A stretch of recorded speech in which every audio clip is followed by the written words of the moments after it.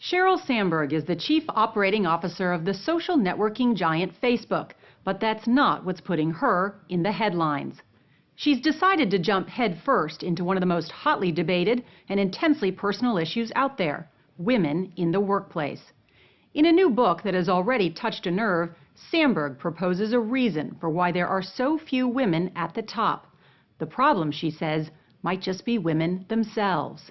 Despite the fact that women have been getting more college degrees than men for 30 years, they still account for only 4% of CEOs in America's Fortune 500 companies. And Sheryl Sandberg says that number needs to change. The story will continue in a moment.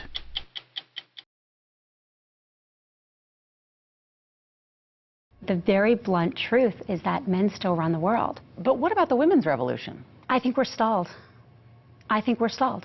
And I think we need to acknowledge that we're stalled so that we can change it. Are you trying to reignite the revolution? I think so. Oh, wow. That's awesome. How are you? Sheryl Sandberg is an unlikely revolutionary. At 43, she is one of the few women at the top of corporate America. Yet she's surprisingly uncomfortable with her own power and influence, something she has fought since her days at North Miami Beach Senior High, where her classmates voted her most likely to succeed. And my friend was on the yearbook staff, and I went to find her and said, I do not want to be most likely to succeed. What? Most likely to succeed is not the girl who gets a date to the prom, and I was worried enough about that. You were embarrassed. I was embarrassed. My entire life, I have been told, or I have felt that I should hold back on being too successful, too smart, too, lots of things. Oh, that's cool. She says that kind of self-doubt isn't unique to her. It resides deep inside most women who learn to downplay their accomplishments at a young age. In her 20 years in the workplace, she says she has noticed a stark difference in the way men and women view their success. Women attribute their success to working hard, luck, and help from other people. Men will attribute that whatever success they have, that same success, to their own core skills. So what do you attribute your success to?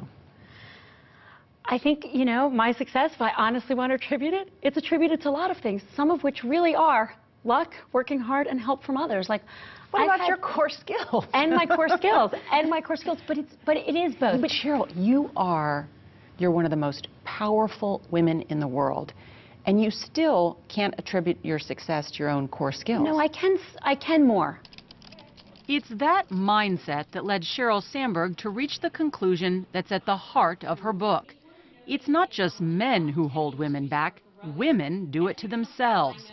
They play it too safe at work, worry too much about being liked, and turn down opportunities in anticipation of having a family one day. They start leaning back. They say, oh, I'm busy. I want to have a child one day. I couldn't possibly, take on any more. Or I'm still learning on my current job. I've never had a man say that stuff to me. You're suggesting women aren't ambitious. I'm not suggesting women are ambitious. Plenty of women are as ambitious as men. But I am saying, and I want to say it unequivocally and unapologetically, that the data is clear that when it comes to ambition to lead, to be the leader of whatever you're doing, men, boys outnumber girls and women. But some women will hear that and say, wow, she's telling me I'm not working hard enough, I'm not trying hard enough. She's blaming women. Yeah. I'm not blaming women. My message is not one of blaming women. There's an awful lot we don't control. I am saying that there's an awful lot we can control and we can do for ourselves to sit at more tables, raise more hands. Put your foot on that gas pedal and keep it there. If there's one message she wants women to hear, it's to aim high, seek challenges and take risks, and fight the instinct to hold back. Do not lean back, lean in. It's territory she staked out in this 2011 commencement address that got a lot of attention.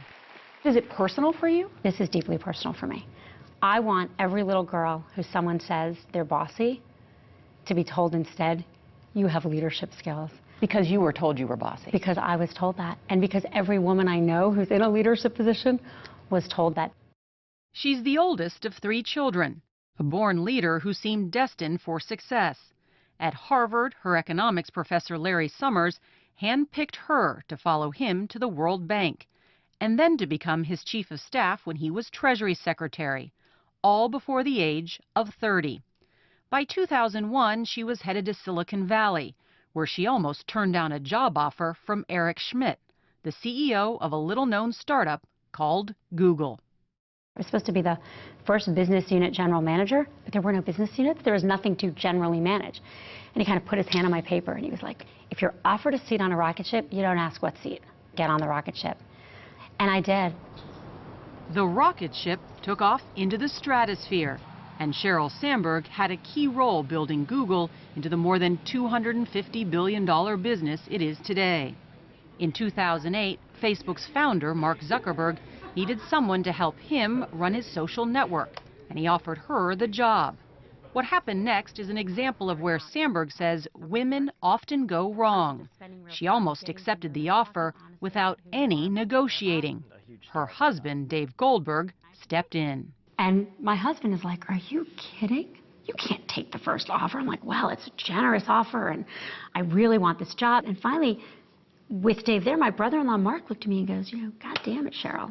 Don't make less than any man would make doing this job. There is no man taking this job who would take the first offer. And Dave, what did you think when she said, I'm going to just go ahead and accept it? Oh, I was apoplectic. Yeah, just like... You're going to be running all the negotiations and deals. Like, you can't just take the first offer. They'll look bad. Not because the money mattered so much, but it was the principle. I wanted Mark to really feel he stretched to get Sheryl because she was worth it. Let's get the thing for the board ready. Dave Goldberg knows a thing or two about closing a deal. He's already sold one internet company to Yahoo and is now running what looks like another big success. He embodies one more piece of advice his wife has for women who want to succeed, but it has less to do with the boardroom than the bedroom. Everyone knows marriage is the biggest personal decision you make, but it's the biggest career decision you make. If you're going to have a life partner, who that partner is going to be. Well, that just puts more pressure on women. It's more pressure on women to, if they marry or partner with someone, to partner with the right person. Because you cannot have a full career and a full life at home with your children if you are also doing all of the housework and childcare. Doesn't that kind of take the romance out of everything? You know what? It turns out that a husband who does the laundry, it's very romantic when you're older, and it's hard to believe when you're younger, but it's absolutely true. Actually, the studies show this. Husbands who do more housework have more sex with their wives. There's studies that show this? Studies that show this. I can hear the men running off to the laundry machine right now. How many kids are coming? It's hard to imagine that these two are spending a lot of time doing laundry. They are among the richest couples in Silicon Valley. But they insist they split their parenting responsibilities equally, trying to make sure at least one of them is home in time for dinner with their two young children. Do you ever feel guilty about not being around for your children enough? I feel guilty a lot. I compare myself to the women who are, at-home mothers with their kids. I think I'm a little intimidated, to be totally honest. And then I think because we all feel a little bit insecure about our own choices, we get pitted against each other. You think most women feel guilty about the choices that they've made? Every woman I know feels guilty about the choices they're making, including myself. In fact, I feel so guilty, I wrote a whole book about it.